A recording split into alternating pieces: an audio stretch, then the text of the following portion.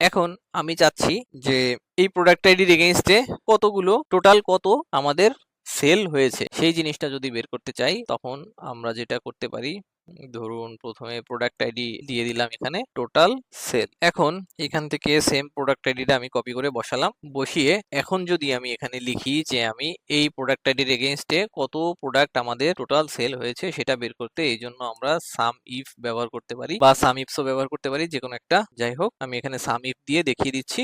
সাম if এর মধ্যে প্রথমে আমাদেরকে দিতে হবে রেঞ্জ। সেই রেঞ্জটা কোথায় আছে? আমরা জানি যে ঢাকা টেবিল, এই ঢাকা টেবিলের মধ্যে আমাদেরকে খোঁজ করতে হবে প্রোডাক্ট আইডি। আমাদেরকে দিয়ে দিতে হবে প্রোডাক্ট আইডি। ব্র্যাকেটটাকে ক্লোজ করলাম, ক্লোজ করে এইবার ক্রাইটেরিয়া। এই প্রোডাক্ট আইডিটাকে আমরা খোঁজ করতেছি ঢাকা টেবিলের প্রোডাক্ট আইডির ভিতরে কোন প্রোডাক্ট আইডিটা, সেটা হলো এইটা, কমা। এবার আমরা চাচ্ছি সেল প্রাইস।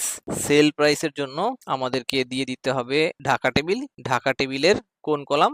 আমরা থার্ড ব্র্যাকেট দিয়ে দিচ্ছি যে এই সেল প্রাইস কলামটাকে ও সাম করে দিবে। এখন যদি আমি এন্টার করি এবং নিচের দিকে টান দিই, তাহলে এখানে দেখতে পারবো যে 2001 যেই প্রোডাক্ট আইডিটা ছিল তার টোটাল সেলস 4950 টাকা।